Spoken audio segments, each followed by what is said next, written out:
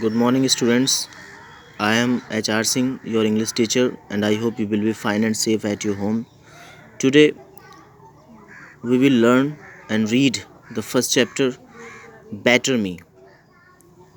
It is a Chinese folk and it is related to the story of an emperor who wants a new emperor for his land.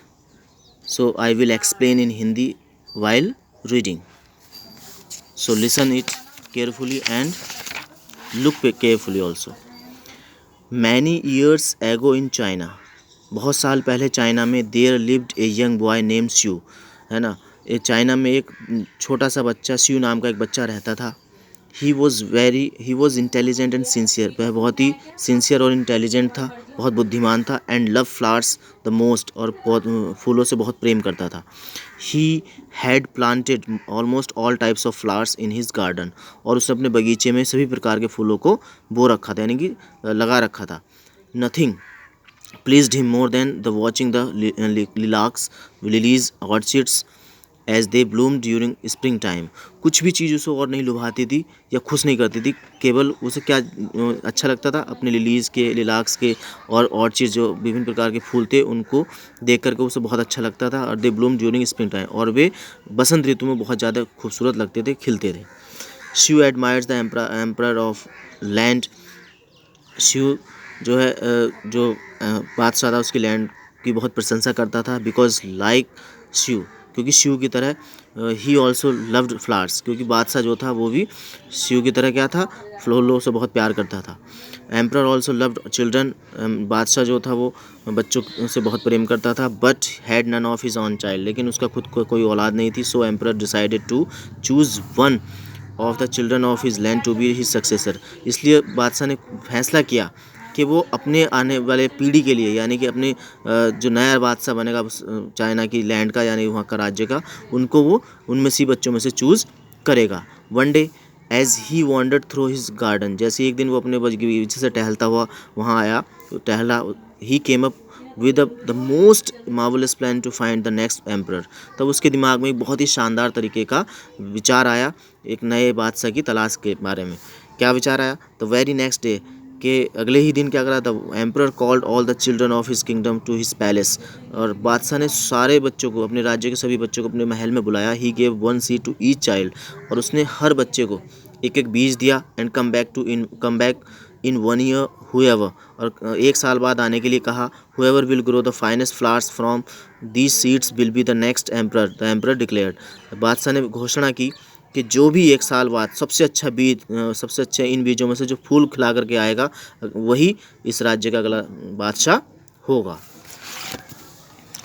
The children ran from the palace smiling, बच्चे मुस्कुराते हुए अपने उस महल से भाग गए।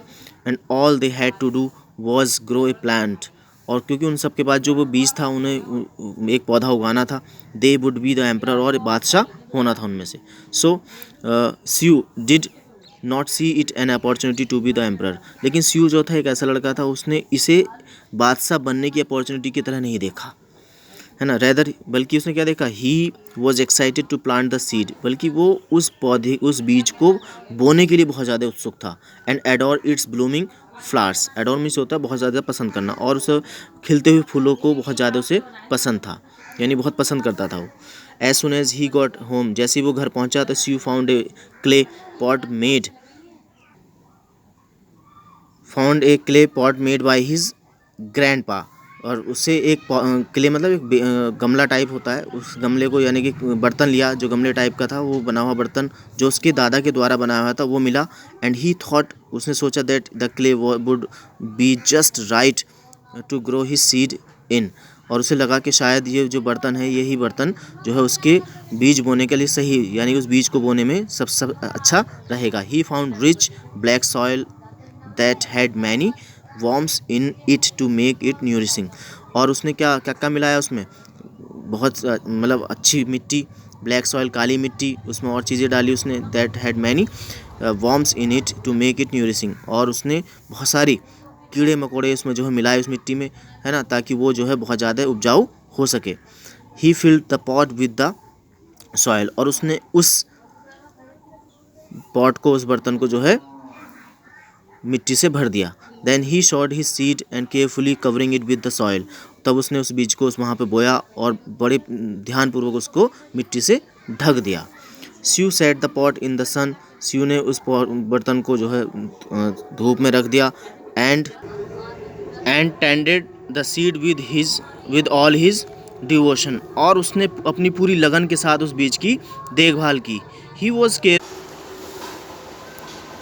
He was careful neither to give it too much water nor too little.